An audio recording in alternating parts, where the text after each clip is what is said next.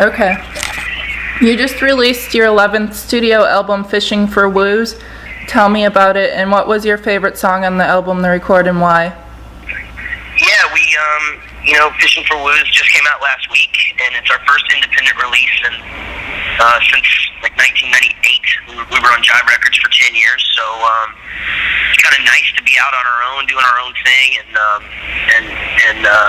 able to sort of decide things for ourselves, and we made the record. I wrote it last May. We recorded it last June. So it's nice to finally have it out there for people to hear. It's hard to pick a favorite song. I mean, each of them are like kids. Some days you have a different favorite. But if I had to pick one right now, it'd probably be the song "Smiley Face." It's all good. It's the first song I've written on piano ever. And I'm not a very good piano player, but I really like sort of where that one goes melodically, and I think it's a fun little song. You and Linus of Hollywood produced the album. What was it like working with him on this? Well, he and I actually produced the last two Bowling for Soup records, and he's a person that I was a huge fan of, and actually just found him one day. I was on tour. I was actually in China, and you're limited to certain sites in China, but I could get on MySpace, and I just MySpaced him one day, and I was like, "Hey, I'm in a band too," and blah blah blah. And we just started talking. This has been about 3 years ago, and we actually became really good friends. So since then, we've been producing and writing for other bands, and producing and writing for Bowling for Soup, and we actually have a little side project called Jaret, which is what you get if you combine Linus and Jaret and it's one of those things where we continue to work together pretty much constantly, and we also co-own Crappy Records together as well. Kay Hanley, the Dolly Rots, and Gabriel Mann all made guest appearances on the album. How did it come about to have them sing on the album? How did it come about having them on the album? Yeah. Yeah, well, the Dolly Rots, we became friends years ago, and we've been touring together a bunch. They're actually on our tour bus right now. They're on this tour. And I met Gabe through Linus, actually. They had worked together on a few things. I think Linus produced his last solo record. And same with Kay Hanley, actually. I met her through Linus as well. They have a band together called Palmdale, and we got to be really good friends. So, just I guess it's that whole LA connection thing. I was able to rope in some of Linus's friends, and just so happy with everybody's performance on the new album. You just released a new video for Saturday. Yeah. And you asked fans to submit video clips of them on what they would be doing on a Saturday night. Is that what I didn't really see many. It was mostly like your band in the video. No,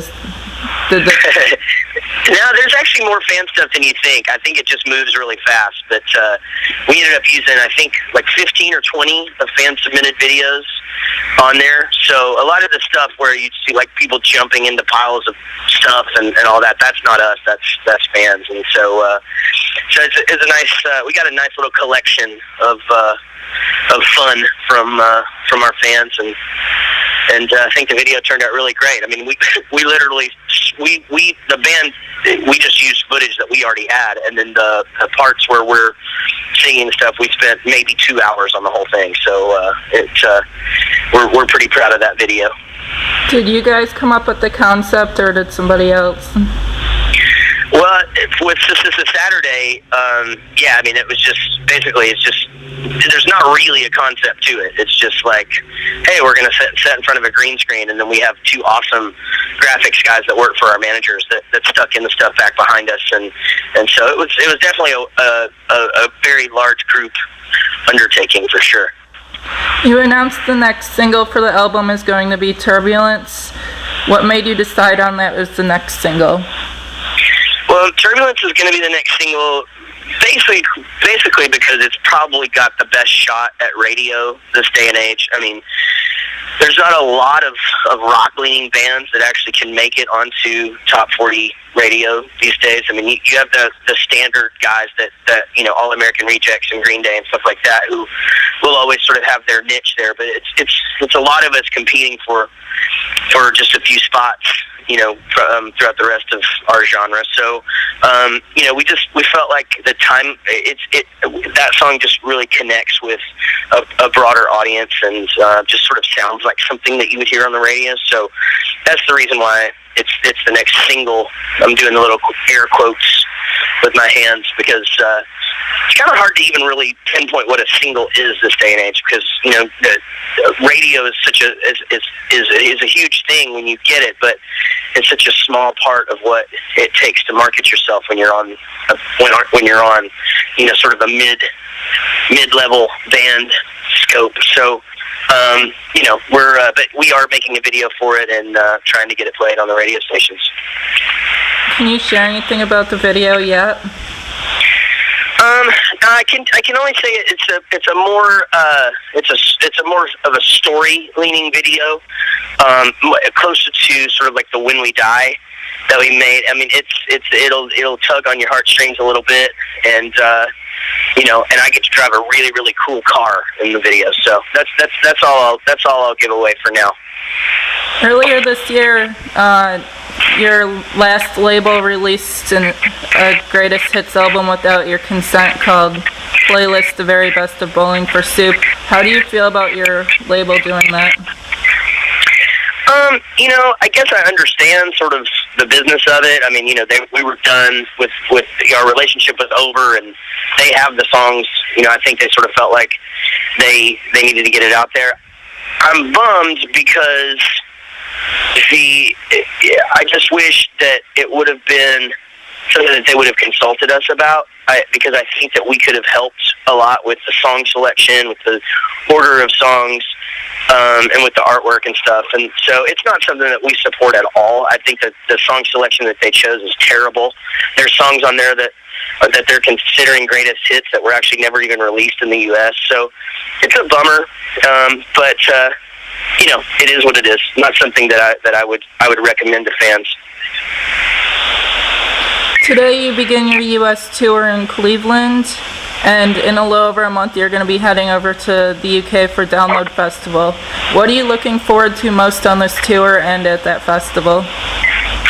Well, the tour is going great. Actually, we started about a week ago. We are in Cleveland today, and it's going great. It's fun to have our friends the Dolly Rots and Patent Pending out on the road with us. I think it's a good, energetic, and fun show. It's cool to get out and play some of the newer songs to the fans and such. And the Download Festival is always a great time. The issue with Download Festival is just trying to stay sober enough to actually perform well the day of show, but I think we'll handle it okay. Do you have any plans in the works for more U.S. shows after you get back from the UK? They're further west than Texas, like Los Angeles. Yes, yeah, we'll actually be finishing this leg is sort of just the beginning of the U.S. thing, and then we're busy June and July. July we'll be playing shows for the Navy over in Asia, and then in August when we get back, we'll start to head west and cover more of the Midwest and down in the Southeast and hit all the areas that we haven't hit yet. What would your dream tour be if you could tour with anyone? Man, that'd be tough. I mean, I think it'd be amazing to tour with Green Day just so that I could watch them every night. That would be. So, I mean, I think it'd be cool if we did sort of like a Monsters of Rock thing where it was like Green Day, Blink-182, Sum 41, and Bowling for Soup. Sort of like all of the bands that sort of started around the same time. Kind of a lot of us leaned silly. Some of those guys don't really do the silly anymore. But I do think that would be a freaking amazing night for fans. Do you have any final words for your fans or anything that we didn't cover about the new album or the tour? No, I would just say everybody go check out bowlingforsoup.com for links to get the new record and to see when we're coming to a city near you. And everybody follow us on Twitter. It's BFS Rocks. and find us on Facebook and all that. You know, just we're everywhere. So go to bowlingforSoup.com and you can find all that information, and we'll see you on the road. Thank you so much for taking the time to do this interview, and the new album's really awesome. Well, thank you. Thanks for having me. I appreciate it. Take care. You too. Okay, bye-bye. Bye.